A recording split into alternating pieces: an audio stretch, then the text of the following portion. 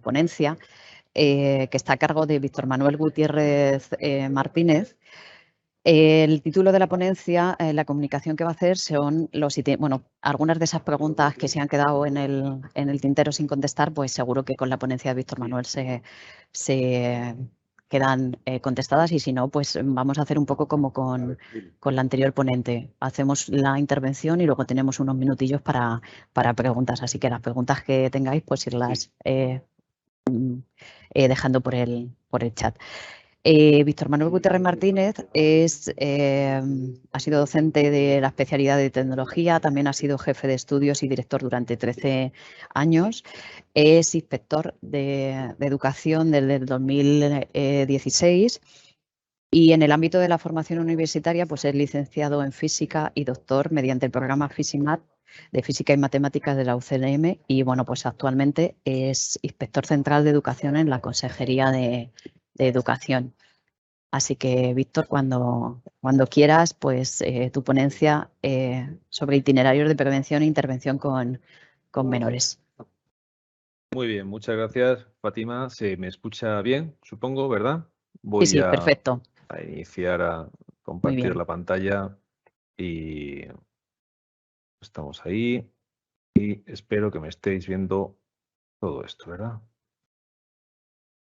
Ahora, ¿verdad, Fátima? Bien, pues buenos días y bienvenidos a todas y a todos los que estéis escuchando, y vamos a estar durante este ratito hablando sobre eso que aparece ahí ahora, ¿no? Que decía Fátima, que era el título de esta ponencia. Y son esos itinerarios de prevención y de intervención con menores y adolescentes. ¿Qué podemos hacer o qué tenemos que hacer en los centros para facilitar esos entornos seguros de los que nos hablaba Almudena anteriormente? ¿De acuerdo? Os muestro ahí un poquito el índice, el esquema que vamos a seguir durante este tiempo, ¿vale?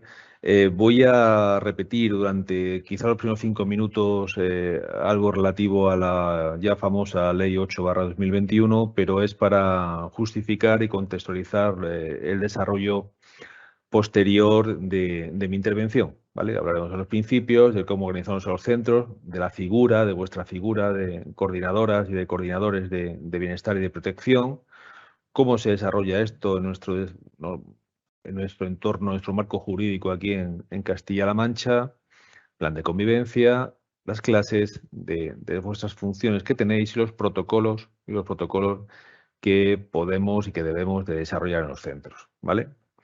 Iniciamos con esto que llamamos o que llamo los antecedentes, ¿no? Los antecedentes, nos referimos con esto a que posiblemente estemos aquí esta mañana. Estamos aquí esta mañana porque hace ya más de un año se publicó una ley orgánica 8/2021 sobre la protección integral de la infancia y de la adolescencia, ¿vale? Y alguien en este inicio de curso tan atropellado, no tenemos que perder de vista pues que hay muchas cosas nuevas en los centros, ¿de acuerdo? Programaciones didácticas, planes de lectura, planes digitales, en fin, parece que hay una intensidad poco habitual de cosas novedosas. Alguien podría confundir todo y decir que bueno, ¿a quién se le ha ocurrido? ¿A quién se le ha ocurrido el plantear ahora una nueva ley orgánica y un nuevo plan de convivencia, ¿vale? Por eso empezamos por aquí, ¿no? Pues el motivo de esta ley orgánica es que un poco antes lo apuntaba Almudena, y es que el comité, nada más y nada menos que el Comité de los Derechos del Niño, insiste a España en que tiene que desarrollar una ley integral sobre la violencia contra los niños, que como pone ahí, como podéis leer, análoga a la ley aprobada sobre la violencia de género. ¿De acuerdo? Estos derechos del niño como tales son derechos fundamentales, y sabéis que estos derechos fundamentales se desarrollan mediante leyes orgánicas, es decir, es un mandato internacional, podríamos decir. España en ese marco internacional se tiene que subsumir a los compromisos que se acuerden, y por tanto es de obligado desarrollo, ¿vale? ¿Por qué? ¿Por qué es interesante? ¿Por qué indica esto este Comité de los Derechos del Niño? Pues también antes lo dejaba entrever Almudena. habitualmente, donde cuando cursa con violencia la vida o alguna experiencia de un menor, de un niño, de una niña o de un adolescente, suele ocurrir principalmente en dos ámbitos, en el ámbito familiar o en el ámbito escolar. Y debido a las características de esos ámbitos, en ocasiones esa vivencia pues, es silente y puede correr el riesgo de pasar desapercibida. Lo que queremos es justo lo contrario, es que estos entornos sean seguros. Y por eso y porque las variables, cuando ocurre esta violencia, las variables que la explican son variables de tipo económico, social, sanitario, educativo, por estos dos aspectos, el enfoque de esta ley es absolutamente multidisciplinar. Es decir, esta ley orgánica 8/2021 no solo habla de centros escolares, habla de más ámbitos, ¿de acuerdo? Lo que pasa es que nosotros, por nuestro trabajo y por nuestro desarrollo, nos vamos a centrar en el ámbito escolar. Y es aquí, en el capítulo 4 de la ley, donde inicia o empieza a indicarnos a los centros educativos qué debemos hacer, ¿vale? Y nos dice claramente que debemos de desarrollar medidas de prevención, y de detección precoz de la violencia, que era justo con lo que no hemos hablado Almudena y yo, pero veis que va encajando lo que ella decía con lo que yo digo ahora, ¿no? El principal objetivo es este, ¿de acuerdo?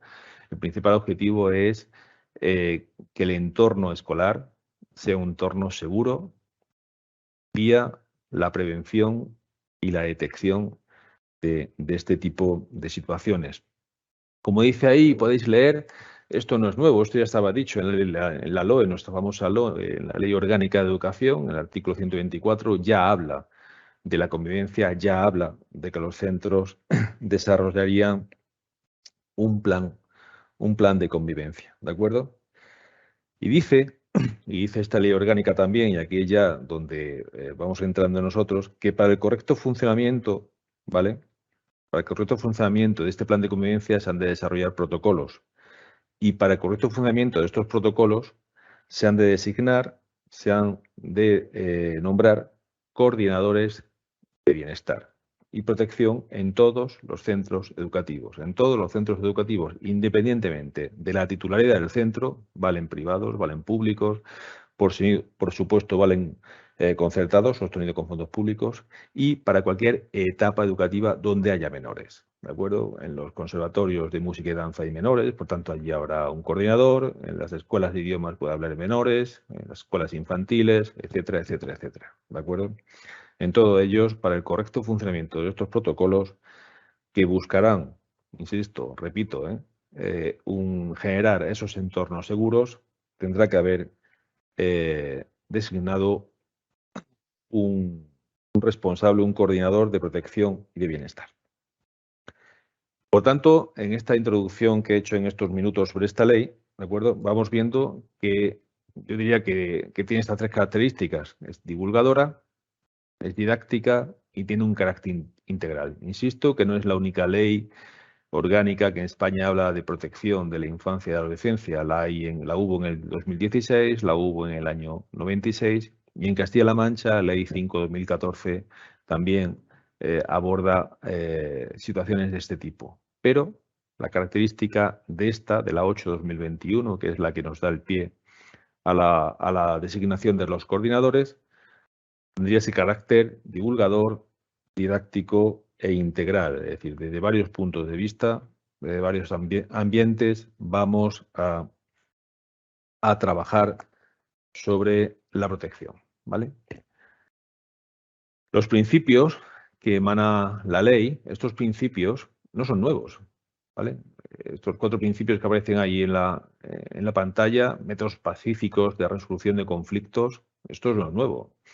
La resolución de conflictos, de hecho, si os entretenéis en ver los reales decretos o el decreto de currículo y os vais al artículo de los objetivos que deberían alcanzar los alumnos al finalizar la etapa, especialmente en primaria, secundaria obligatoria y de bachillerato, veréis que hay un principio que habla de esto, ¿no? No habla solo de esto, pero en particular habla de que el alumno alcance la capacidad de resolver pacíficamente los conflictos. También la educación alimentaria y nutricional, la dieta sana, también es un objetivo para las etapas que antes decía, ¿no?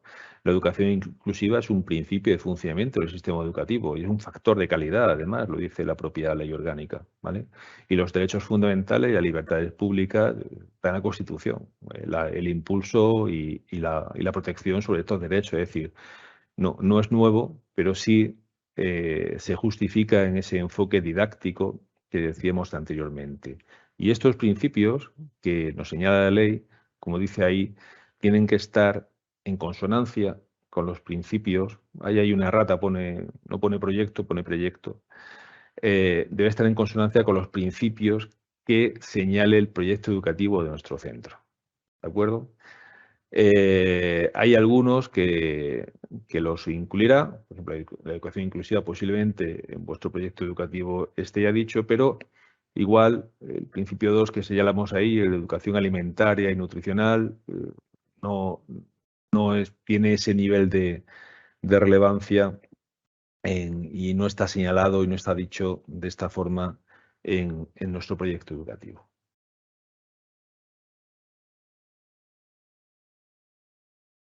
Vamos ahora a hablar de la organización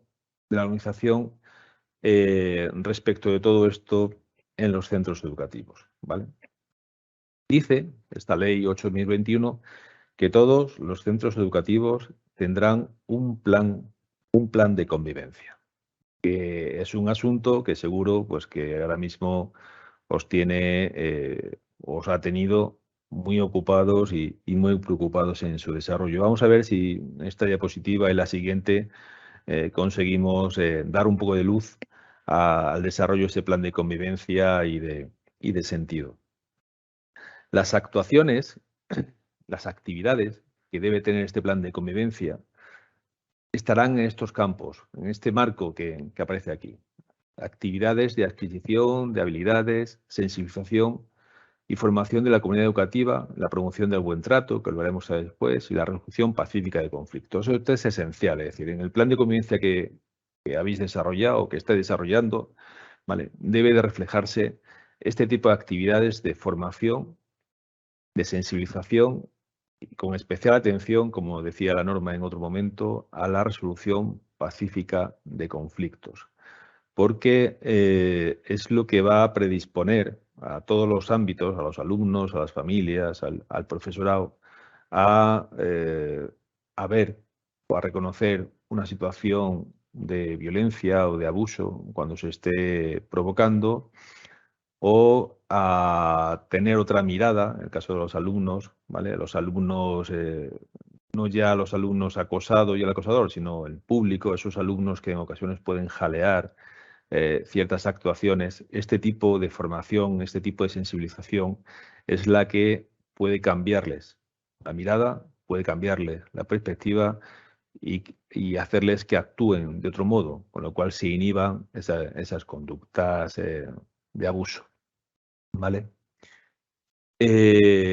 Los códigos de conducta, este plan de convivencia que desarrollemos, que estemos desarrollando también, recogerá, como dice ahí, códigos de conducta consensuados entre el profesorado, ¿vale? Equipos docentes, ante situaciones de acoso escolar o ante otras situaciones, ¿de acuerdo?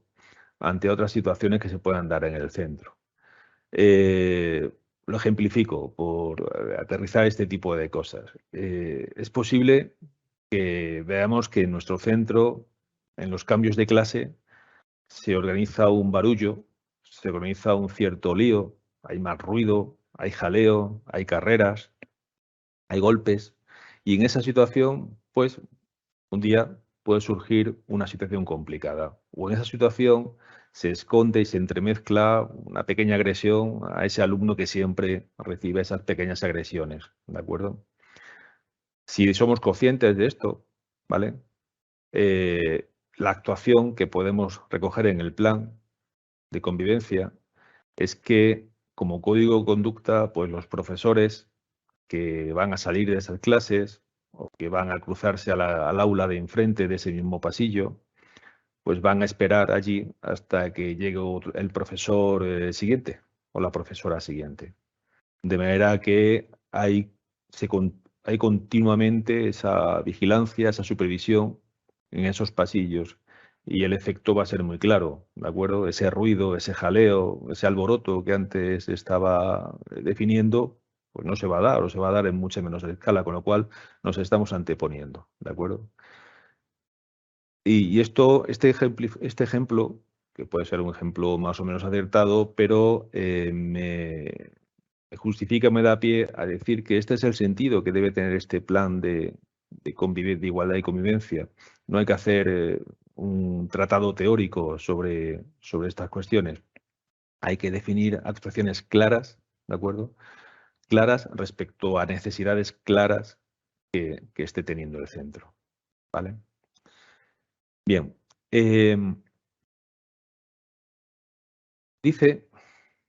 Dice, como decíamos anteriormente, la ley orgánica, que en los centros educativos, en todos, independientemente de su titularidad, habrá un coordinador de prevención, una coordinadora de bienestar y protección, ¿vale? En Castilla-La Mancha, mediante las órdenes de organización y funcionamiento, todas las que se publicaron durante el mes de junio, se ha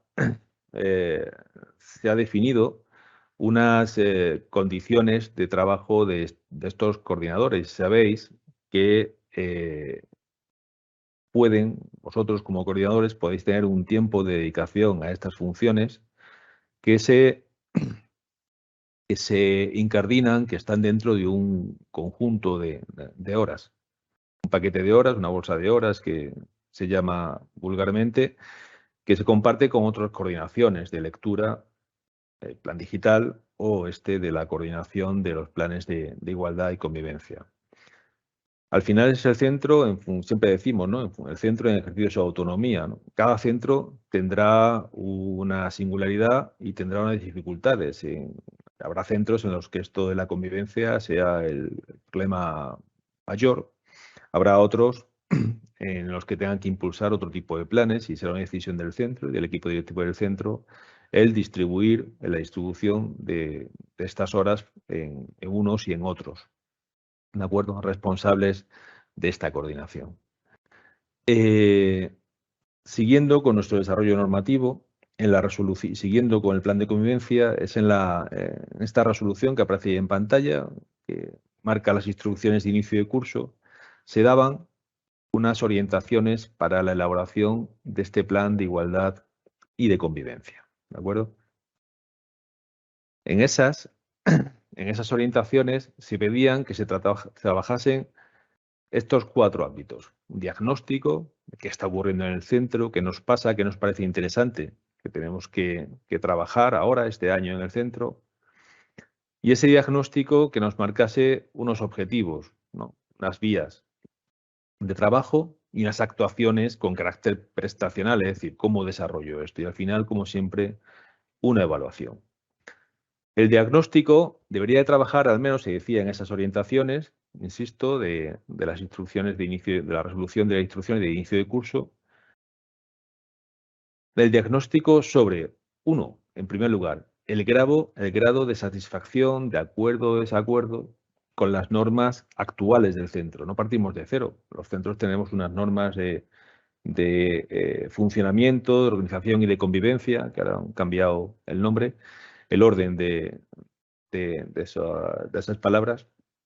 Tenemos unas normas y ahí hay recogidos unos acuerdos, unas formas de funcionar. ¿Nos parecen bien o no nos parecen bien? Esto es importante. Luego también este diagnóstico inicial tiene que preocuparse por los aspectos que le preocupan, a su vez, que le parecen más urgentes a los alumnos, a los profesores o a las familias, ¿de acuerdo? ¿Qué les parece importante que nos está atendiendo? Y también insiste en preguntar, diagnosticar qué tipo de actividades extracurriculares pueden mejorar la igualdad y la convivencia del centro.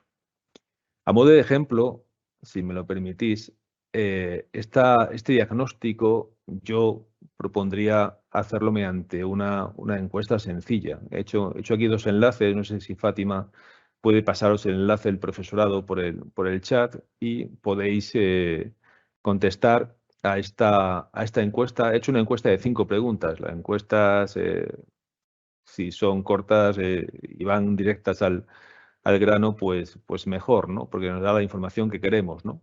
Yo en estas 5 preguntas le preguntaría, he puesto aquí el profesorado, pero veo que el enunciado de las preguntas va dirigida más a la familia, ¿no? La primera es, ¿conoce las normas de convivencia del centro donde estudia su hijo? ¿No? Yo le preguntaría esto a las familias. Usted sabe que es posible que me encuentre que mucha gente no conoce que existe una norma de convivencia, ¿no?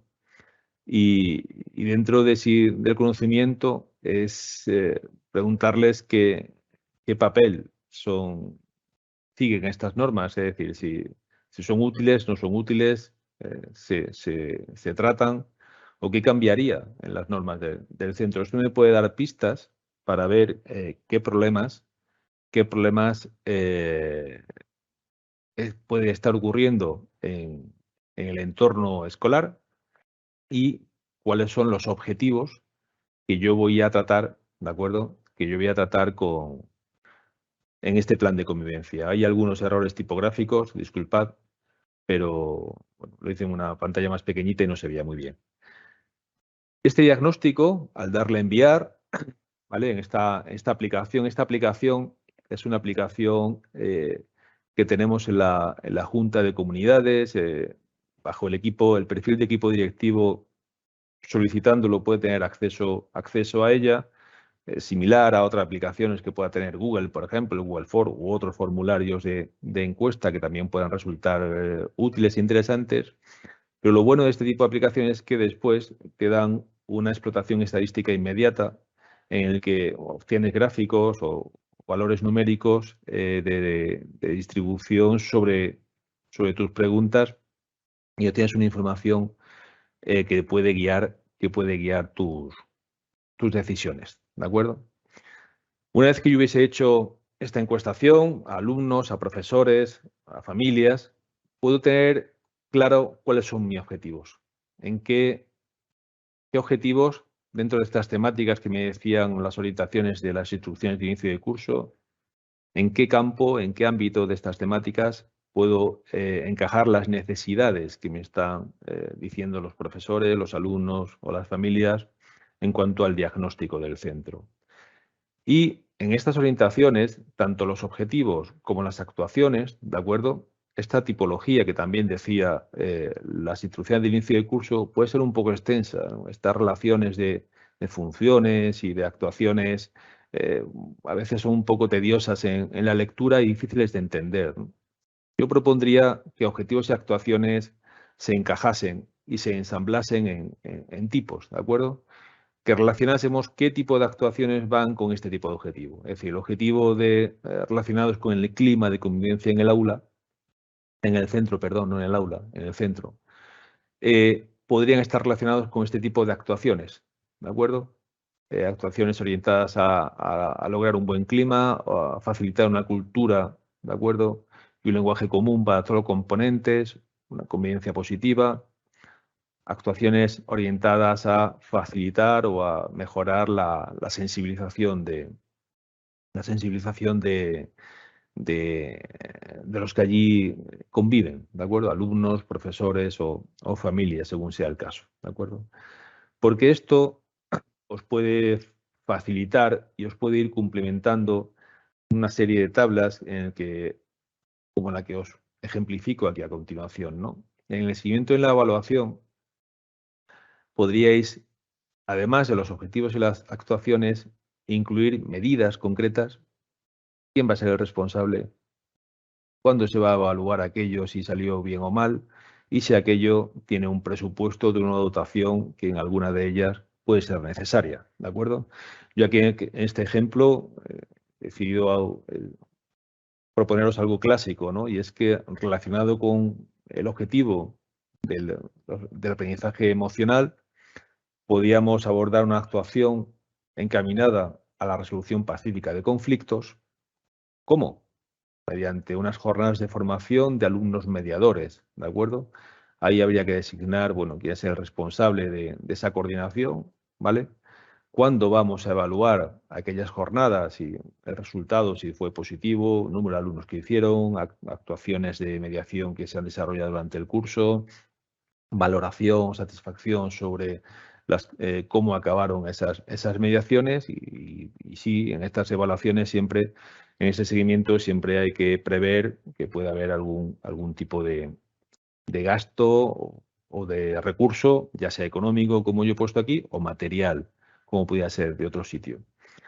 Esta es la perspectiva en la que deberíais o podríais plantear este plan de convivencia. Algo absolutamente aplicado, real y ajustado al propio centro. ¿De acuerdo? Bueno, no insisto más en esto del plan de convivencia. No quería pasar por alto por él porque entiendo que es una preocupación para todos vosotros, para todas vosotras. Y continuando con este perfil de los coordinadores de prevención y de protección y de bienestar, perdón, y antes de adentrarnos en los protocolos, quiero hablar de las funciones, ¿de acuerdo? La Ley 8/2021 también señala funciones que tenéis como coordinadores de protección, de bienestar. Las funciones, lo que tenéis que hacer, es aquello a lo que os debéis. Y con un ánimo de clarificar o de entender mejor el papel de estas funciones, ¿de acuerdo? Voy a maximizar esto, que se me ha quedado pequeño. Con un ánimo de explicar, he clasificado las funciones en 3 tipos. La clase A, que he llamado funciones de información, una clase B, que serían funciones de prevención, y una clase C, que serían funciones de protección. Las funciones de información, ¿vale? Serían la C, la H y la F, que aparecen en la ley. La C habla de identificar, se lo decía antes Almudena, deberíais ser la figura en el centro a la que conociesen y a la que pudiesen acudir los alumnos que tengan algún tipo de noticia que dar o de asunto que transmitirnos, ¿de acuerdo? Y eso hay que desarrollarlo, deberíais de identificaros y que los alumnos os conociesen como tal. Soy la persona también encargada de coordinar junto a la dirección del centro educativo el plan de convivencia del centro, ¿de acuerdo? Y también otra función es informar al personal del centro sobre los protocolos que haya bien en la comunidad autónoma, en la localidad o protocolos, ahora a continuación lo vamos a ver, que se desarrollen en el propio centro, ¿de acuerdo? Esta es la función vuestra de la que yo sobre todo os voy a hablar justo a continuación cuando acabe esto, ¿vale? Pero no olvidéis de que los alumnos os conozcan. Luego otra clase de funciones serían las de prevención. Son todas las que estarían en la órbita que hemos dicho antes, la sensibilización, el clima y mejorar el clima de convivencia en el centro. Planes de formación. Sois encargados de promover los planes de formación dirigidos a todos los sectores, asociaciones de padres, alumnos, al claustro de profesores, ¿de acuerdo? Promover la cultura del buen trato. Fomentar los métodos de resolución pacífica de conflictos, ¿de acuerdo? Esta formación y esta vía no solo ayudará a resolver ciertos conflictos de una forma no punitiva, de una forma dialogada, va a tener otra consecuencia que no está ahí escrita y es que va a evitar que se desarrollen ciertos conflictos, ¿vale? Fomentar el respeto a aquellos alumnos, a aquellas alumnas que estén en situación de vulnerabilidad y esta que ya antes aparecía como un principio, ¿de acuerdo? Fomentar una dieta equilibrada, sobre todo para aquellos alumnos que se encuentren en una situación más complicada de vulnerabilidad. Y por último, la última clase sería la de protección, ¿de acuerdo? Estas funciones hablan de cuando ya ha ocurrido algo, ¿de acuerdo? Hablan de informar, según sea el caso, a los servicios sociales, a las fuerzas y seguridad a las fuerzas y cuerpos de seguridad del Estado, ¿de acuerdo?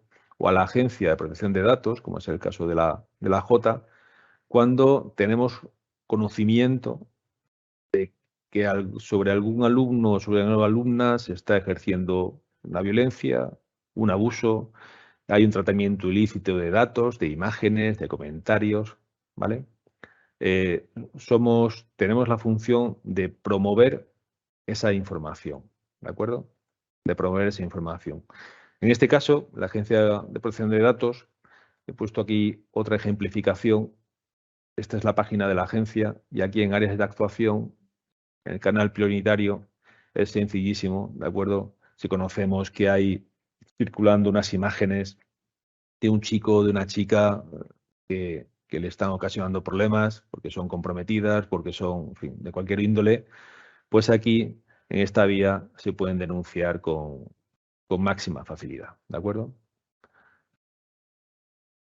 He dicho en estas funciones, ¿de acuerdo? Vuelvo a poner esta diapositiva, que erais los encargados de promover estas situaciones, de promover la información, perdón, sobre estas situaciones lleguen a los servicios sociales, a la Guardia Civil, a la Policía Local, a la Policía Nacional, según sea la ciudad o la localidad en la que trabajéis, o a la agencia. En el ámbito de Castilla-La Mancha, los recursos que tengamos van a ser distintos en función de donde estemos, ¿no? Los servicios sociales, en función de la dimensión de la localidad, pues tendrán servicios sociales propios o estarán compartidos con otra localidad. Y igual allí es más efectivo la policía local. En fin, en cada sitio habrá que buscar, como decía antes Almudena, cuál es el agente, no me refiero al agente de seguridad, sino a la persona que interviene que nos dé mayor garantía. Pero lo que no hay duda es que hay que hacerlo. Porque, y ahora permitidme que os ponga aquí 3 artículos que dice la Ley 8/2021 sobre la comunicación. El artículo 15 de la ley habla del deber de comunicación de la ciudadanía, ¿vale? Viene a decir ahí en ese texto, que podéis ir leyendo, que cuando un ciudadano conoce una situación o ve una situación o es testigo de una situación de maltrato o de abuso sobre un menor, ¿de acuerdo? Está obligado a comunicarlo de forma inmediata a un ciudadano. Es decir, si ahora mismo nosotros acabamos esta charla, salimos a la calle y vemos una situación de estas que describo fuera, estamos obligados a comunicarlo, ¿de acuerdo? Este es el deber de auxilio que tiene un rango muy superior al que estamos hablando aquí. En el artículo 16 habla del deber de comunicación cualificado. ¿Y qué es esto del deber de comunicación cualificado? Dice esto de aquí.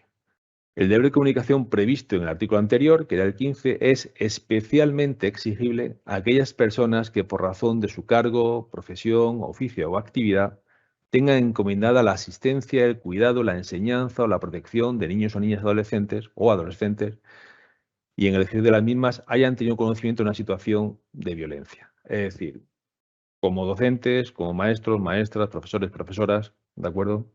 Nos es especialmente exigible, ¿vale?, el comunicar estas situaciones, ¿vale? ¿Y a quién debemos de comunicarlo? ¿De acuerdo? Porque como decía antes, según la situación, según el caso, habrá una conveniencia de servicios sociales o de las fuerzas de seguridad o de el Ministerio Fiscal, ¿de acuerdo? O, y lo aporto, no está ahí puesto, pero como inspector o la Inspección de Educación también se lo puede comunicar. Pero al final el centro, ¿de acuerdo?, tiene que ejercer la protección sobre estos alumnos y tiene que ejercer esa comunicación o esa denuncia llegado el caso. Son situaciones difíciles, que no son agradables, pero en ningún caso es posible hacer oídos sordos o ponerse de perfil, mirar a otro lado. No es posible. Esta ley orgánica nos obliga absolutamente. Y el artículo 18 también nos dice que el deber de información de los centros educativos. Aquí este artículo nos dice que de principio de curso nuestros alumnos tienen que tener información sobre dónde acudir, a quién acudir, teléfonos, llamadas, vías de comunicación para denunciar o verbalizar las situaciones complicadas a las que estén sometidos. ¿De acuerdo? Con todo esto, nos vamos a los protocolos. ¿De acuerdo?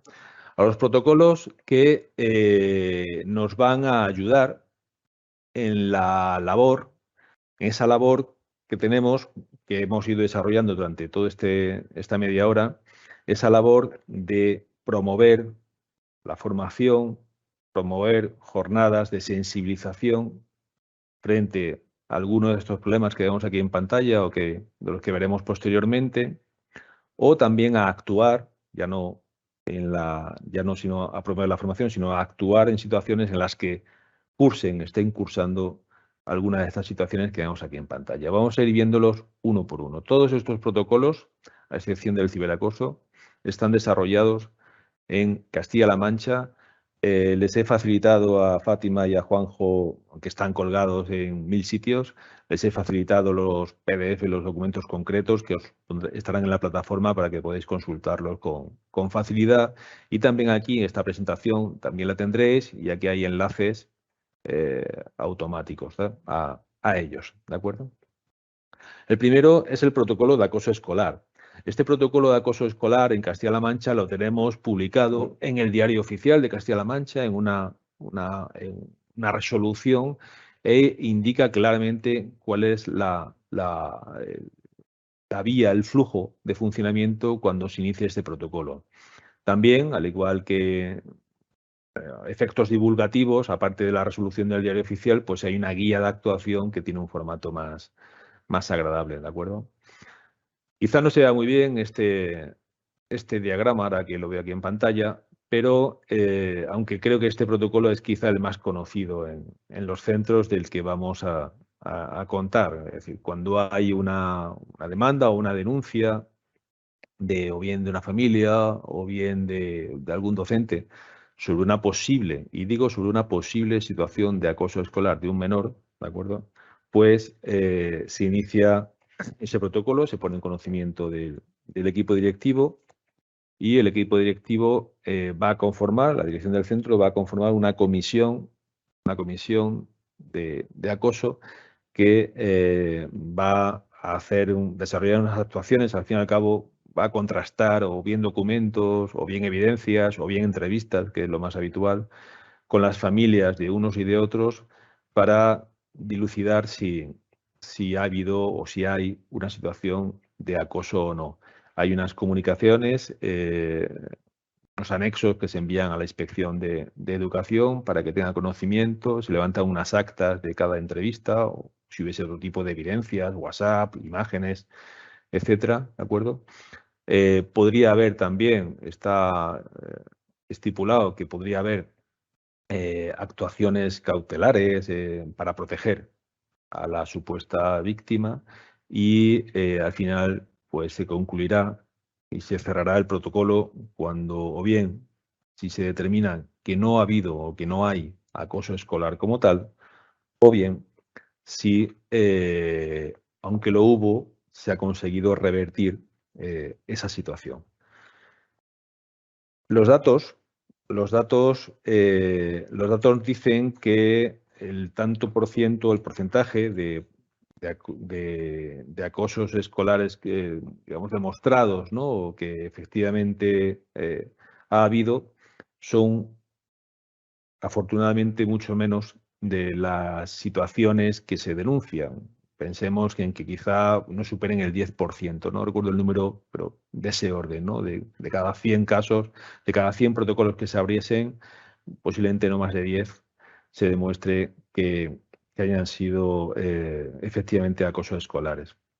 Pero nunca olvidemos una cosa, aunque bien por la potencia del método digamos, de investigación o deducción no haya conseguido resolverlo, o bien porque efectivamente allí, pues oye, no había una vulneración sistemática y continuada de uno respecto de otro, etcétera, etcétera, etcétera. Lo que posiblemente sí haya en muchos de esos 100 casos que ejemplificábamos, ¿de acuerdo? Sean situaciones de convivencia problemáticas y en algún caso graves. Entonces, si cuando acabamos estos protocolos no hubo acoso, no nos quedemos ahí, no nos paremos ahí. Continuemos porque puede haber otra situación complicada que hay que atender, porque si no la atendemos la vamos a tener al tiempo, ¿de acuerdo? Continuamos. El ciberacoso. El ciberacoso es una manifestación del de antes, pero vía telemática, lo conocemos. Este es muy frecuente. Antes nos daba Almudena algunos datos y este es muy frecuente y muy preocupante. Hay una guía de actuación contra este acoso escolar y esta guía sobre todo es muy interesante y sobre todo se centra en las respuestas preventivas, ¿de acuerdo? En las respuestas preventivas, las actuaciones preventivas para que no se desarrolle. Cuando se desarrolle y seamos conscientes de ellos, mediante ese enlace que os mostraba anteriormente de la Agencia Española de Protección de Datos, ¿de acuerdo? Podemos allí denunciar la existencia de esta situación para conseguir o intentar al menos parar esa difusión infinita que en estos casos se pueden dar. Otro protocolo, el de identidad de género.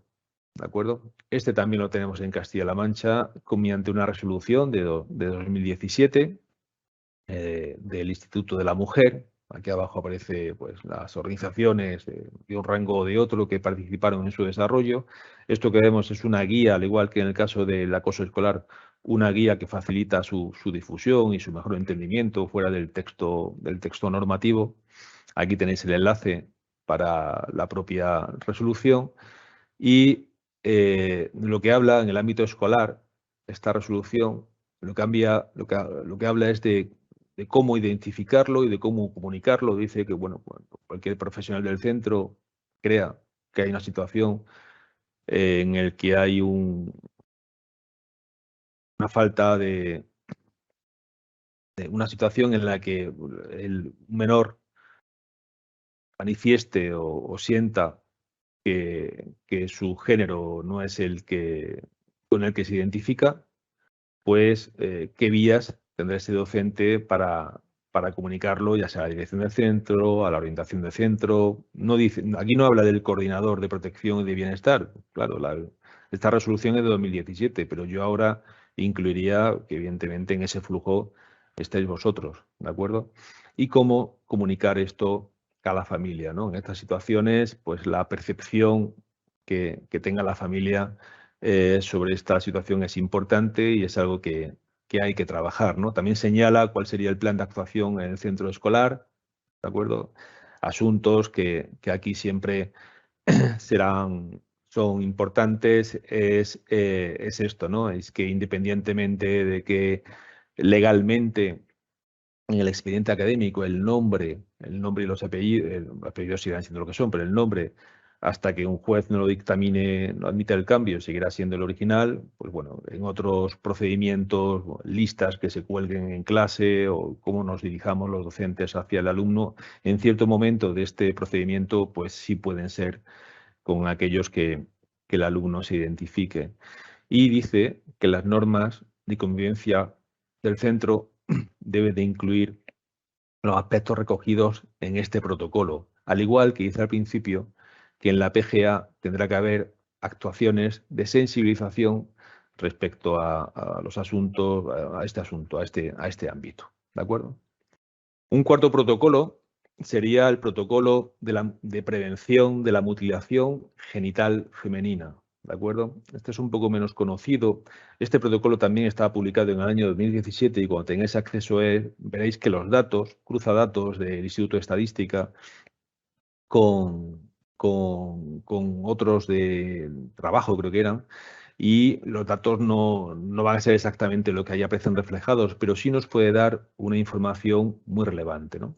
Algo muy importante de este protocolo son los factores de riesgo. ¿Cuáles son los factores de riesgo que los centros debemos de tener en cuenta respecto a esta situación de la mutilación genital femenina? Ser mujer, tener menos de 15 años, nacer en una familia procedente de un país donde se practica esto habitualmente, tener en la familia algún antecedente y ocurrió y el máximo riesgo estaría ante la previsión de un viaje al país donde país de origen, el país donde se practica, ¿no? Aquí tenéis, perdonad que cambio la imagen, aquí tenéis, también está todo esto en el protocolo, son pequeñas muestras que os enseño del protocolo. Los países, sobre todo ocurre en el África subsahariana y en algunos países de Oriente, pero la mayor probabilidad en nuestros centros estaría aquí, ¿no? Mali, Djibouti, Etiopía, Eritrea, son países donde hay una tasa altísima de esta práctica y, por tanto, si tenemos alumnos de allí, alumnas de allí, pues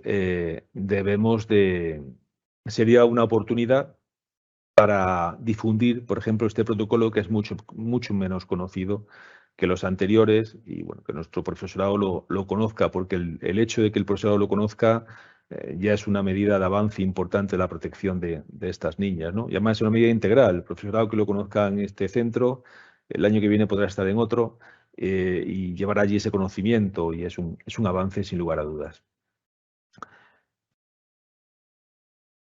También, finalmente, en este documento se establece, se señala un cierto diagrama sobre cómo actuar. Es decir, cuando valoramos que hay un riesgo, aquí en el centro como centro, ¿a quién debemos dirigirnos? Evidentemente, en este ámbito, al igual que antes era el Instituto de la Mujer, por ejemplo, en el caso de la identidad de género o alguna asociación como Crisalis, en el caso de la mutilación genital femenina, el personal sanitario va a ser el que va al final a orientar las actuaciones de todos, ¿no?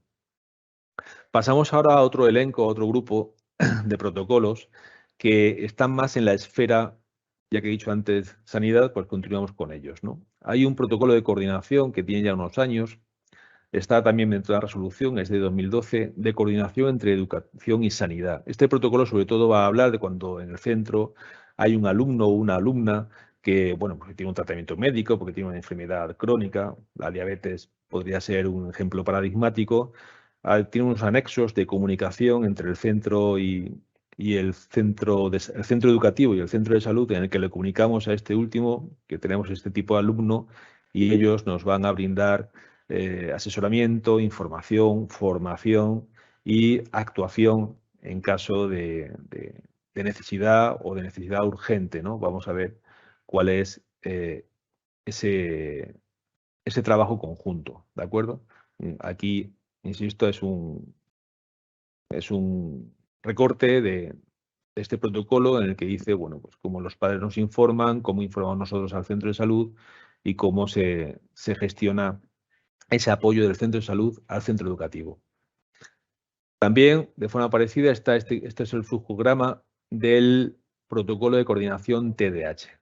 También aquí participan más agentes, no solo los centros educativos, está en una resolución de 2017 y lo que nos interesa a nosotros de esa resolución es cuando identificásemos o tuviésemos la duda de que un alumno podría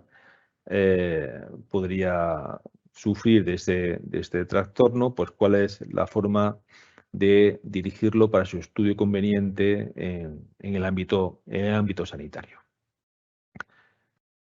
Diabetes, ¿de acuerdo? La diabetes es una de las enfermedades, antes la refería, cuando hablaba de la coordinación salud-educación, perdón. Y este es de los desconocidos también, se conoce poco y nos marca unas pautas de actuación y de formación de qué tipos de diabetes hay, cómo cursa este diabetes, qué necesidades tienen los alumnos que la sufren, independientemente de la edad. Hay alumnos que por madurez se pueden controlar, hay otros que no se pueden controlar, ¿de acuerdo? Y necesitaremos pues la asistencia o bien de la familia en las edades más tempranas o bien de los centros de salud. Cuando se da una situación de hiperglucemia o hipoglucemia, cuáles son los síntomas, qué se puede hacer, cómo se puede atender a estos chicos en el primer momento o independencia de que llamemos evidentemente al personal sanitario, pero van a tardar un ratito en llegar. Entonces, ¿qué podemos hacer nosotros? Y estos protocolos son bastante didácticos y bastante explicativos. Este es una guía, no es un protocolo como tal, es una guía frente a la prevención de la conducta suicida para centros docentes, está específicamente dirigida a centros docentes, se publicó en el curso anterior y, por ejemplo, habla sobre los factores de riesgo, ¿de acuerdo? En la esfera familiar, en la esfera escolar, ¿no? Situaciones como las que antes nos contaba Almudena, de chicos que están muy victimizados, que están muy presionados, que están abusados en la esfera familiar o en otra esfera, alumnos con una exigencia académica elevadísima también podría, sería un factor que habría que vigilar. Y otro tipo también habla sobre evidencias que podemos tener que nos hagan pensar que el alumno podría estar en un riesgo de incurrir en una conducta autolítica, ¿vale? Pasamos aquí al último, al noveno de estos protocolos sobre los que estoy enseñando. Este protocolo es del año 2015, se tituló Protocolo Unificado de Intervención con Menores, y aunque también aborda asuntos, por ejemplo, de la diabetes y algún asunto sanitario, se centra en otra problemática que veis aquí, que no es menor en los centros, y es los casos en los que hay padres separados, y no por padres separados, sino porque son padres separados, divorciados y que habitualmente pues litigan con bastante intensidad y pretenden que los centros estén de parte, ¿no? Nuestra posición es nunca estar de parte. Nosotros somos el centro educativo, no pertenecemos a esa pareja, por lo cual las decisiones en este campo siempre seguiremos las que marque el juez, no las que marque el centro. Por ejemplo, aquí habla de la información al progenitor que no ejerce la guardia y custodia. Yo creo que esto a esta altura lo tenemos todos o todas bastante claro. Cuando unos padres están divorciados, habrá un auto judicial, una sentencia judicial en el que puede haber dictaminado que la guardia y custodia, ¿de acuerdo?, le corresponde a uno de los progenitores, a uno de los padres, a la madre o al padre. Pero la guardia y custodia se encarga de las cosas del día, de qué come el niño, cómo se abriga, si está mal lo lleva al médico. Pero salvo que la sentencia explícitamente lo diga, no se le retira al otro progenitor la patria potestad. Esa se mantiene, insisto, salvo que la sentencia explícitamente lo diga, por lo cual ambos progenitores tendrán derecho a la información, es decir, a las calificaciones, a las notas, a acceder a Educamos LM y ver cómo progresa su hijo, a que se le comunique que va a haber una actividad extraescolar, que hay una reunión de tutores, etcétera, etcétera, etcétera, ¿de acuerdo? Otra cosa es que los padres se llevan mal y diga él o ella que no quiere que el otro esté en la reunión de tutores, pero eso no es una cuestión nuestra. Nosotros tenemos que informar a los dos de que se va a producir esa reunión. Esto era un ejemplo de otros que podríamos poner ahí. Y ahí también nos va a indicar que para conocer en cada momento cuál es la situación de esa pareja separada o divorciada, un flujo de irle pidiendo sentencias a unos y otros para, mediante el contraste, ver cuál es la última sentencia sobre cierto aspecto y ver si el juez se ha pronunciado sobre eso, ¿de acuerdo? Por ejemplo, en el caso, por ejemplificar, el caso de la religión. En muchas ocasiones pretende uno de los progenitores que el alumno que no cursaba religión ahora la curse, o viceversa, ¿de acuerdo? En estos asuntos tienen que estar los dos de acuerdo, o en el asunto de la escolaridad, ¿no? Quieren de repente pues cambiarlo a otro colegio porque le parece más, sin el consentimiento, sin el parecer del otro progenitor, y como sabéis, se exigen las dos firmas para ese procedimiento. Este sería en cuanto al de padres separados, ahí lo tenéis. También de este hemos hablado un poco ya durante el desarrollo de la sesión, de la actuación del centro educativo ante agresiones sexuales o abusos sexuales al menor. Antes habíamos hablado de eso, ahí lo tenéis desarrollado.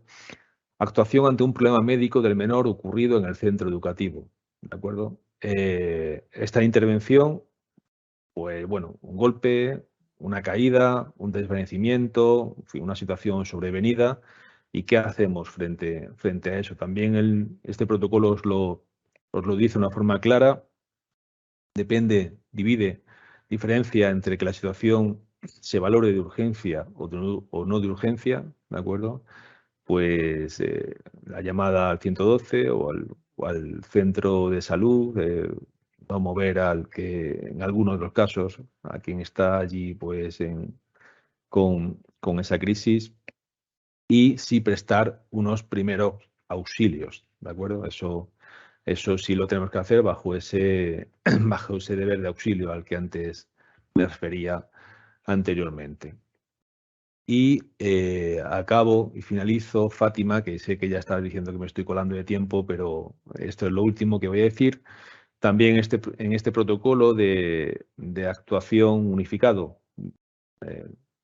con menores, se detalla qué hacer cuando las familias no acuden a recoger a su hijo, sobre todo está hablando de primaria, a la finalización del tiempo escolar, y ahí se ve un poquito mal este diagrama, pero en el protocolo podéis comprobar qué diferencia entre que sea algo episódico, espurio, ocurre una vez, o que ocurra con cierta frecuencia. Y en este caso, cuando ocurra con cierta frecuencia, pues sin duda serán los agentes de la policía local a los que vamos a llamar y de los que nos vamos a valer para esta situación. Y hasta aquí creo que ha llegado mi tiempo.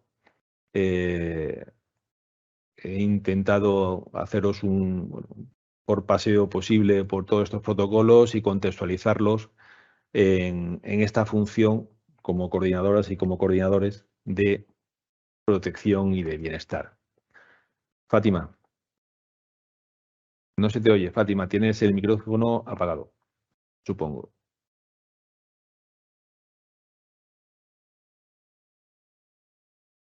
Ahora. Ahora. ¿Ahora? Sí. Disculpad, ahora sí.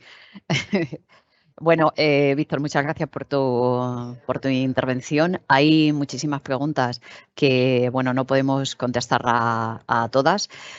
También, bueno, adelantaros que en los siguientes trimestres sí que tendremos formación, y de ahí un poco el cuestionario, el formulario que os hemos lanzado hoy sobre temas más específicos para desarrollar cada una de las funciones que tenéis los coordinadores y coordinadoras. Y bueno, por agrupar y por hacer algunas de las preguntas más recurrentes en esta ponencia, bueno, pues es verdad que hay como 4 o 5 bloques de preguntas. Y bueno, voy a dar paso a las que nos den tiempo, Víctor, Vale, si perfecto. te parece. Sí, ¿vale? sí, claro que sí. Mira, hay una sobre los protocolos de centro, sobre todo lo que más nos han preguntado en el chat es sobre el del acoso escolar, que sí que es, sobre todo, si es necesario abrirlo siempre con la conformidad de los padres del menor acosado. No, en ningún momento, evidentemente no. Eso sería un requisito que nos impediría abrir muchísimo. Aquí el objeto a salvar es la protección del supuesto acosador, ¿de acuerdo? Y en ningún momento es un requisito necesario el visto bueno de los padres de la familia de menor acosado, en absoluto. Es potestativo por parte de la dirección del centro. El director del centro, cuando recibe el indicio, la denuncia o el comentario de otro profesor del niño que supuestamente está acosado, de esa familia, de ese niño, tiene que valorar si lo inicia o no, pero es decisión suya. No tiene que recabar el visto bueno ni la aprobación de los padres del supuesto acosador. Vale, y otra sobre los protocolos es si los coordinadores y coordinadoras tienen que difundir todos esos protocolos en el centro. A ver, no. A ver, no. Quiero decir, No hay que llegar mañana al centro y parar el centro y decir, mirad que me he enterado que hay 9 protocolos, como lo han contado, y alguno más que se podría encontrar por ahí, y hacer un elenco y empezar a hablar de uno o de otro. Estos protocolos hay que conocerlos en el centro y, por supuesto, el equipo directivo debe conocerlos, vosotros como coordinadoras y coordinadores tenéis que conocerlos, ¿de acuerdo? Y mediante esos cursos de formación a los que antes me refería, ¿de acuerdo? Mediante esta sensibilización, esa formación no siempre tiene que ser no tenemos que esperar al curso que viene, a la convocatoria del centro regional, a hacer un curso, un grupo de trabajo de 20 horas sobre tal protocolo o cual protocolo, ¿de acuerdo? Si tenemos una situación, si tenemos 2 chicos con una diabetes severa en el centro, o tenemos 5 niñas que son de Mali en el centro, ¿de acuerdo?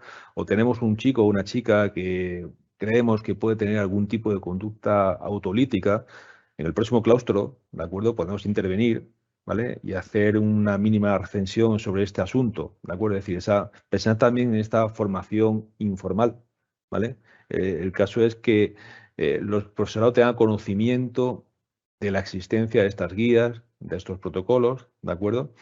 Y hay una sensibilización a este respecto, ¿vale?